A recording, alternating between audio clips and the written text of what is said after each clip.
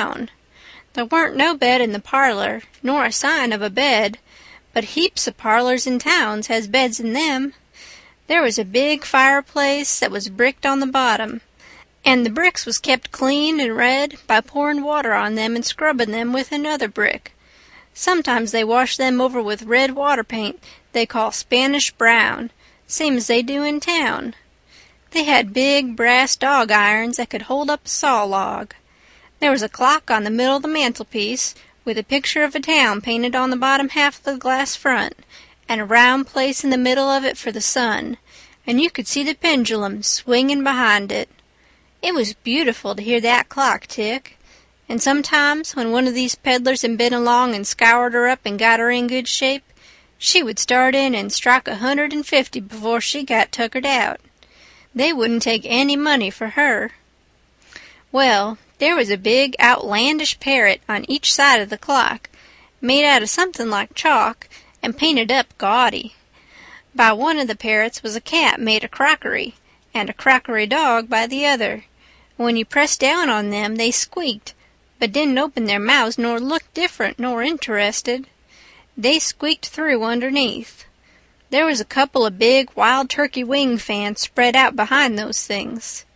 On the table in the middle of the room was kind of a lovely crockery basket that had apples and oranges and peaches and grapes piled up in it, which was much redder and yellower and prettier than real ones is, but they weren't real because you could see where pieces had got chipped off and showed the white chalk, or whatever it was, underneath. This table had a cover made out of beautiful oilcloth, with a red and blue spread eagle painted on it, and a painted border all round. It come all the way from Philadelphia, they said. There were some books, too, piled up perfectly exact on each corner of the table. One was a big family Bible, full of pictures. One was Pilgrim's Progress, about a man that left his family. It didn't say why. I read considerable in it now and then. The statements was interestin', but tough. Another was Friendship's Offerin', full of beautiful stuff and poetry, but I didn't read the poetry. Another was Henry Clay's speeches, and another was Dr. Gunn's Family Medicine, which told you all about what to do if a body was sick or dead. There was a hymn book and a lot of other books, and there was nice split-bottom chairs and perfectly sound, too, not bagged down in the middle and busted like an old basket. They had pictures hung on the walls, mainly Washingtons and Lafayettes and Battles and Highland Marys, and one called Singin' the Declaration. There was some that they called crayons, which one of the daughters which was dead made her own self when she was only 15 years old. They was different from any pictures I ever see before, blacker mostly than is common. One was a woman in a slim black dress, belted small under the armpits, with bulges like a cabbage in the middle of the sleeves, and a large black scoop-shovel bonnet with a black veil, and white slim ankles crossed about with black tape, and very wee black slippers like a chisel, and she was leanin' pensive on a tombstone on her right elbow, under a weepin' willow, and her other hand hanging down her side holding a white handkerchief and a reticule, and underneath the picture it said, "Shall I never see thee more, alas?" Another was a young woman with her hair all combed up straight to the top of her head and knotted there in front of a comb like a chair-back, and she was crying into a handkerchief and had a dead bird layin' on its back in her other hand with its heels up, and underneath the picture it said, "I shall never hear thy sweet chirrup more, alas."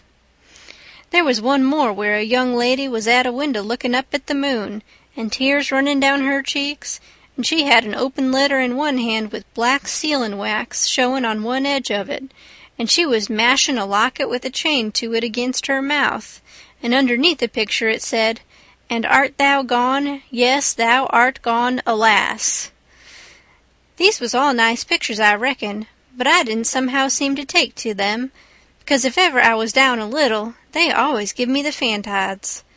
Everybody was sorry she died, because she had laid out a lot more of these pictures to do, and a body could see by what she had done what they had lost. but I reckon with her disposition she was having a better time in the graveyard. She was at work on what they said was her greatest picture when she took sick, and every day and every night it was her prayer to be allowed to live till she got it done, but she never got the chance. It was a picture of a young woman in a long white gown, standing on the rail of a bridge all ready to jump off, with her hair all down her back, and looking up to the moon with the tears running down her face, and she had 2 arms folded across her breast, and 2 arms stretched out in front, and 2 more reaching up towards the moon, and the idea was to see which pair would look best and then scratch out all the other arms. But as I was saying, she died before she got her mind made up, and now they kept this picture over the head of the bed in her room, and every time her birthday come they hung flowers on it. Other times it was hid with a little curtain. The young woman in the picture had a kind of nice sweet face, but there were so many arms it made her look too spidery, seemed to me. This young girl kept a scrapbook when she was alive, and used to paste obituaries and accidents and cases of patients suffering in it out of the Presbyterian Observer, and write poetry after them out of her own head. It was very good poetry. This is what she wrote about a boy by the name of Stephen Dowling Botts that fell down a well and was drownded. Ode to Stephen Dowling Botts, deceased. And did young Stephen sicken? And did young Stephen die? And did the sad hearts thicken? And did the mourners cry? No, such was not the fate of young Stephen Dowling Botts. Though sad hearts round him thickened, 'twas not from sickness's shots. No whooping cough did rack his frame, nor measles drear with spots. Not these impaired the sacred name of Stephen Dowling Botts. Despised love struck not with woe that head of curly knots, nor stomach troubles laid him low, young Stephen Dowling Botts. Oh no, then list with tearful eye, whilst I his fate do tell.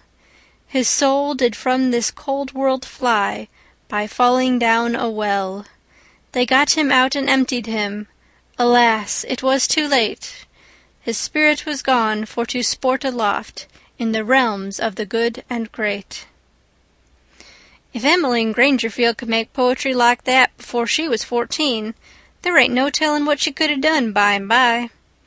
Buck said she could rattle off poetry like nothing. She didn't ever have to stop to think.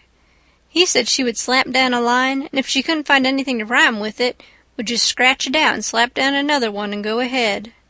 She weren't particular. She could write about anything you choose to give her to write about, just so it was sadful.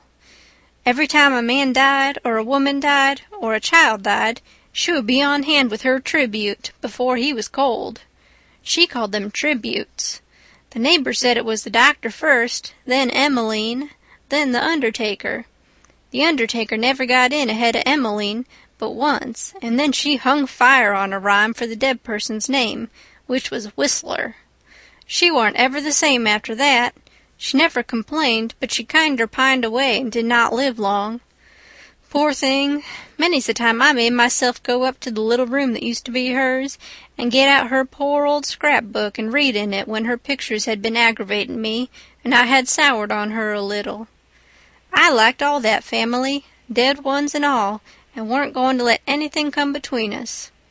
Poor Emmeline made poetry about all the dead people when she was alive, and it didn't seem right that there warn't nobody to make some about her now she was gone. So I tried to sweat out a verse or two myself, but I couldn't seem to make it go somehow. They kept Emmeline's room trim and nice, and all the things fixed in it just the way she liked to have them when she was alive, and nobody ever slept there. The old lady took care of the room herself, though there was plenty of niggers, and she sewed there a good deal and read her Bible there mostly. Well, as I was saying about the parlor, there was beautiful curtains on the windows, white, with pictures painted on them of castles with vines all down the walls, and cattle coming down to drink. There was a little old piano, too, that had tin pans in it, I reckon, and nothing was ever so lovely as to hear the young lady sing "The Last Link is Broken" and play "The Battle of Prague" on it. The walls of all the rooms was plastered, and most had carpets on the floors, and the whole house was whitewashed on the outside. It was a double house, and the big open place betwixt them was roofed and floored, and sometimes the table was set there in the middle of the day, and it was a cool, comfortable place.